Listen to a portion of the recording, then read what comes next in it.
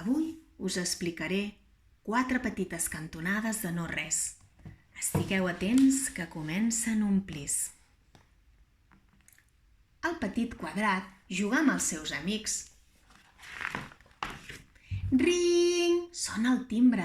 És l'hora de tornar a la casa gran. Però el petit quadrat no hi pot entrar. Ell no és rodó com la porta. El petit quadrat està trist. Li agradaria molt entrar a la casa gran.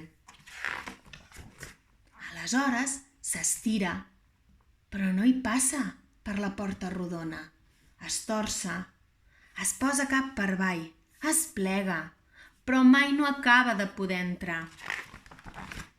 «Sigues rodó!», li diuen els petits rodons. El petit quadrat ho prova amb totes les seves forces. «Tu has de creure!», diuen els petits rodons. «Soc rodó, soc rodó, soc rodó», es repeteix el petit quadrat, però no hi ha res a fer.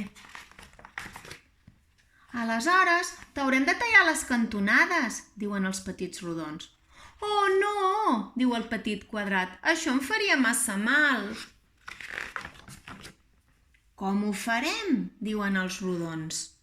El petit quadrat és diferent, mai no serà rodó. Els petits rodons es reuneixen a la gran sala i discuteixen molt i molt de temps. Fins al moment en què comprenen que no és el petit quadrat el que ha de canviar. És la porta. Ah, és veritat, és la porta la que ha de canviar. Llavors, tallen les 4 cantonades de la porta, 4 petites cantonades de no res,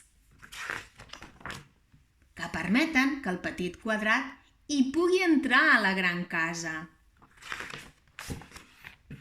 Amb tots els petits rodons, i així acaben ser tots la mar de feliços.